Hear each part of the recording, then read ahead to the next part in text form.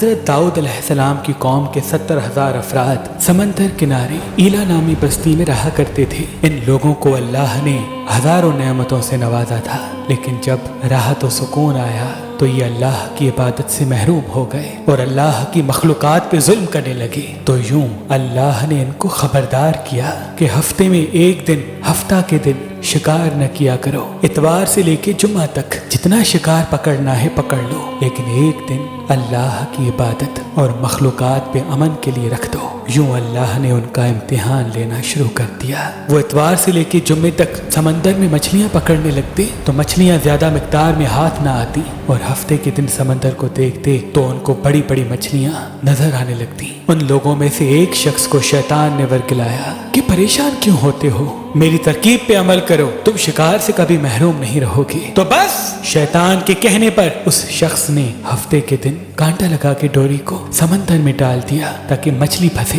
اور شیطان نے کہا اس مچھلی کو تم اتوار کے دن نکالنا، اور یوں ہفتے کی حرمت بھی باقی رہے گی اور تمہارا شکار بھی ہو جائے گا۔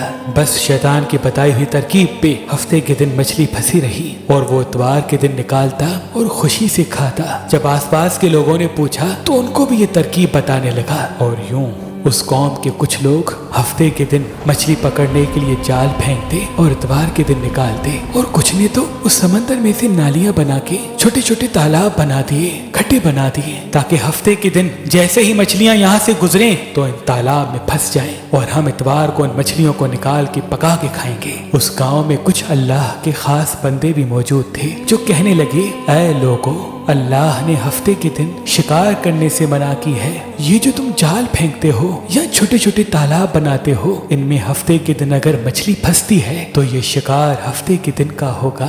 اللہ کے عذاب سے ڈرو، اللہ کی نافرمانی نہ کرو۔ وہ لوگ ان لوگوں کا مذاق اڑانے لگے کہ ہماری جو مرضی ہوگی ہم وہ کریں گے۔ اب ان بستی میں 3 گروہ بن گئے۔ ایک ان 70,000 میں وہ لوگ تھے جو ان نافرمان لوگوں کی بار بار اصلاح کرتے، دوسرے وہ جو ان لوگوں سے نفرت کرتے اور خاموشی اختیار کیے ہوئے تھے، اور تیسرے وہ جو گمراہ ہو کر اللہ کی نافرمانی کر رہے تھے۔ تو یوں نیک بندوں نے اس بستی کے بیچ میں سے دیوار کو کھڑا کر دیا اور یہ حکم نافذ کیا کہ اللہ کی نافرمانی کرنے والے اس طرف ہو جائیں اور ہم جو اللہ کے فرما بردار ہیں وہ اس طرف رہیں گے۔ وہ صالح لوگ بار بار ان سے کہتے رہے، اے لوگو، اللہ سے ڈرو، قوم سمود، قوم لوط کا جو حشر ہوا اس کو یاد کرو، اللہ کی نافرمانی نہ کرو ورنہ تم پہ بھی کوئی عذاب آئے گا۔ وہ سارے نافرمان جن کی تعداد تقریباً 12,000 تھی، سب ہنستے رہے کہ یہ تو سب کتابی باتیں ہیں، ہم پہ کوئی عذاب نہیں آئے گا۔ بس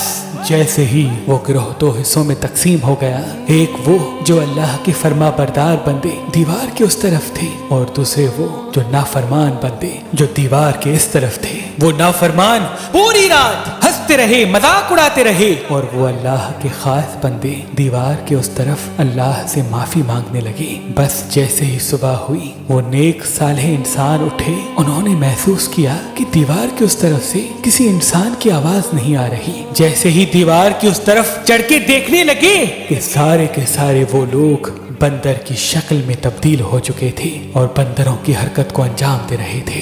وہ جو صالح لوگ دیوار سے ان بندروں کو دیکھنے لگے، ان صالح لوگوں میں سے جو ان کے رشتہ دار تھے، انہوں نے ان بندروں کے کپڑوں سے اپنے اپنے رشتہ داروں کو پہچانا اور چیخ کے رونے لگے، اللہ سے معافی مانگنے لگے۔ لیکن اللہ کا عذاب جب آتا ہے تو وہ ہو کے رہتا ہے۔ وہ 12,000 لوگ جو بندر بن چکے تھے کچھ بھی کھا پی نہیں سک رہے تھے، اور یوں 3 دن بعد وہ اس عذاب میں آ کر فنار ہو گئے۔ بے شک اللہ ان بندوں کو پسند نہیں کرتا جو اللہ کی نافرمانی کرتے ہیں۔ اے اللہ، ہم سب کو اپنا فرما بردار بندہ بنا، ہم کو ویسا بنا جیسا تو ہمیں دیکھنا چاہتا ہے۔